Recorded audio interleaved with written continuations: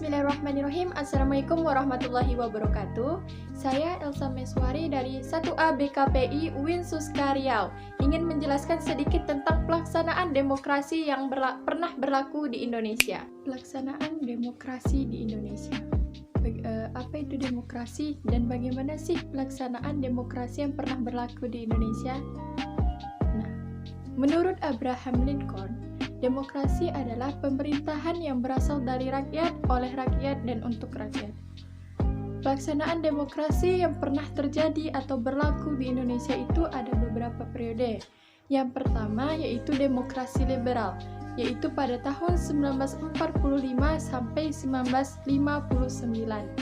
Nah, demokrasi liberal ini dikenal juga dengan demokrasi parlementer, di mana demokrasi ini berlaku sebulan setelah diproklamirkannya kemerdekaan negara Republik Indonesia dan diperkuatnya Undang-Undang NRI 1945 dan 1950. Nah, demokrasi ini nih memiliki kelemahan, yaitu adanya peranan partai dan MPR yang mendominasi negara, sehingga perjuangan persatuan dan kesatuan yang telah dijunjung tinggi selama melawan musuh itu menurun.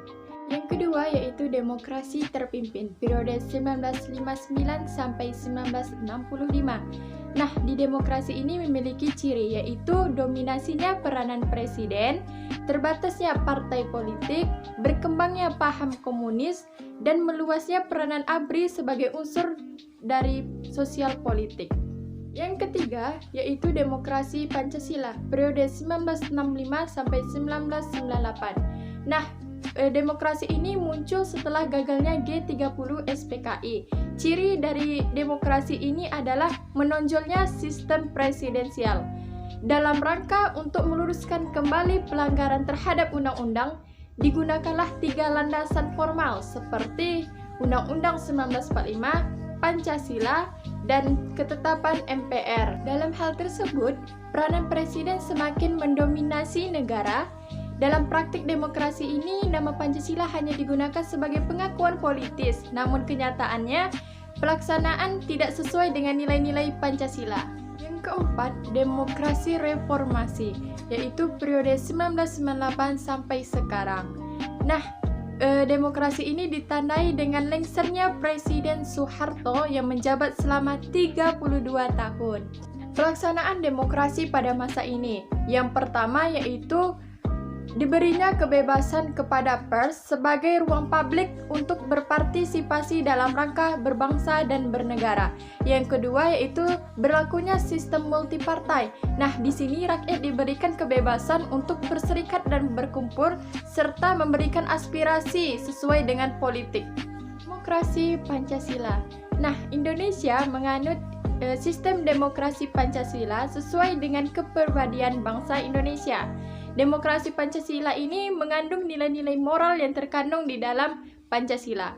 Dan demokrasi Pancasila ini adalah demokrasi yang mengutamakan musyawarah dan mufakat. Ciri-ciri demokrasi Pancasila yaitu pemerintahan dijalankan berdasarkan konstitusi, adanya pemilu secara berkesinambungan, adanya peran-peran kelompok kepentingan, dan sebagainya.